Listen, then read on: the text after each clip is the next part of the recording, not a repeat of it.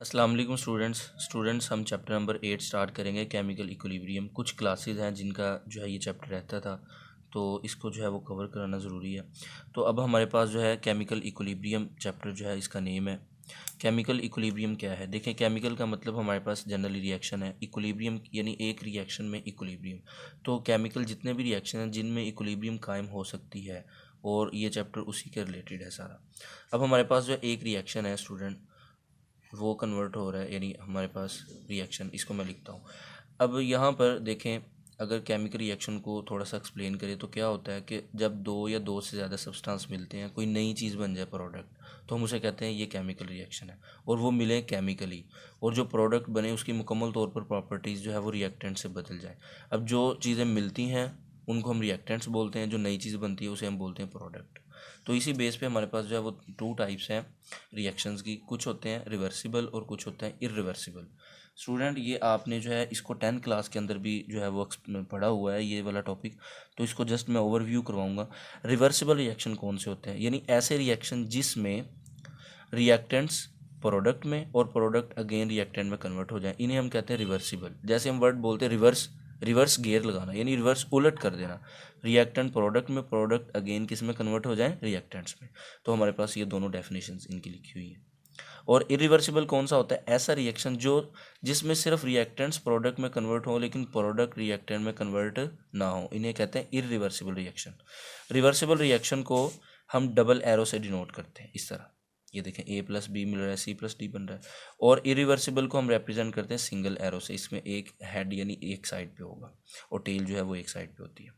आमतौर पे इसमें क्या होता है कि जो हेड है वो प्रोडक्ट की तरफ और टेल जो है वो रिएक्टेंट की तरफ होती है। अब आगे हमारे पास जो है इनकी कुछ करेक्टरिस्टिक्स हैं, ये आपने याद रखना है कि जो रिवर्सिबल रिएक्शन है स्टूडेंट, ये कभी भी कंप्लीट नहीं होते। देखें कैसे, रिएक्टेंट जब प्रोडक्ट में होंगे तो प्रोडक्ट अगेन किस में कन्वर्ट हो जाएंगे? रिएक्टेंट में। तो कभी भी कंप्लीट रिएक्शन होगा ही नहीं, यानी मुकम्मल तौर पर रिएक्टेंट्स प्रोडक्ट में कन्वर्ट नहीं होंगे कि सारे ही रिएक्टेंट प्रोडक्ट में कन्वर्ट हो जाए, ऐसा नहीं हो सकता। तो ये कंप्लीट नहीं होता।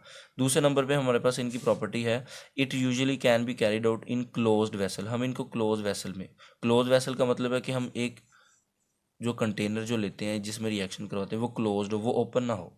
तो ये जो है वो इनकी प्रॉपर्टी है।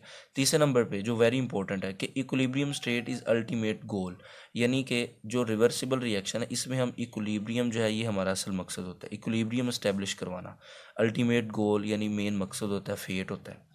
अब जैसे कि देखें, हाइड्रोजन और आयोडीन मिलकर क्या बना देते हैं? Hydrogen iodide. अब अगेन हाइड्रोजन आयोडाइड डिकम्पोज होगा सेम टेम्परेचर पर, सेम कंडीशन पे, किसमें? वो का चेंज हो जाएगा हाइड्रोजन और आयोडीन में, फिर अगेन ये इसमें। तो इस तरह जो है ये रिएक्शन चलता रहता है और इनकी कॉन्सेंट्रेशन जो है वो सेम होती है।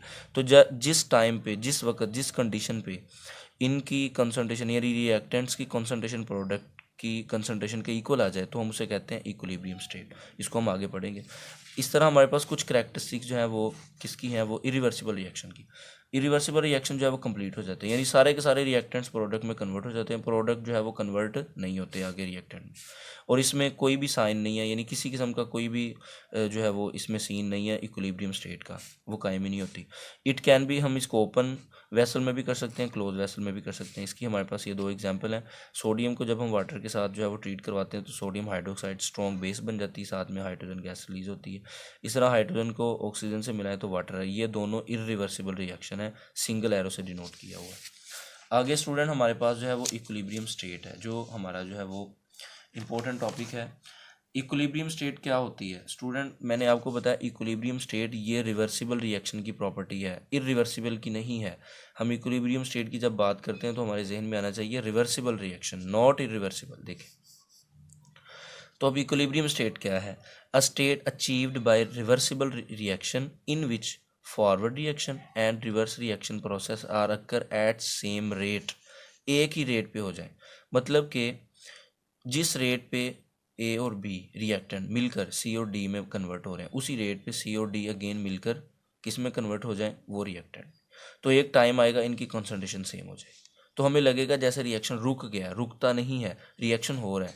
मतलब कि जितना इसमें कन्वर्ट उतना ही वो अगेन रिएक्टेंट में कन्वर्ट हो रहा है। अगर हम इसको ग्राफ से डिनोट करें, ग्राफिकली रिप्रेजेंटेशन जो कि वेरी इंपॉर्टेंट है, शॉर्ट क्वेश्चन में आ जाती है। इसके रिलेटेड शॉर्ट क्वेश्चन बहुत इंपॉर्टेंट है और वो अक्सर आ जाते हैं, तो ये आपने याद रखना है। मैं इनको यहाँ पे रिएक्शन जितने भी शॉर्ट क्वेश्चन है उनको मैं मेंशन करूँगा, आपने देखते जाना है यहाँ पे। तो यहाँ पर स्टूडेंट सबसे पहले है, देखें ग्राफ डिनोट कर रहा है कि रिएक्टेंट सबसे ज़्यादा है।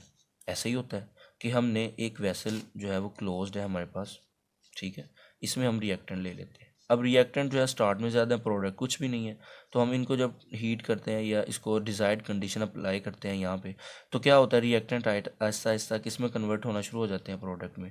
इसका मतलब है रिएक्टेंट की कॉन्सेंट्रेशन कम होना शुरू हो जाती है। अब रिएक्टेंट कम हो रहे हैं आहिस्ता आहिस्ता।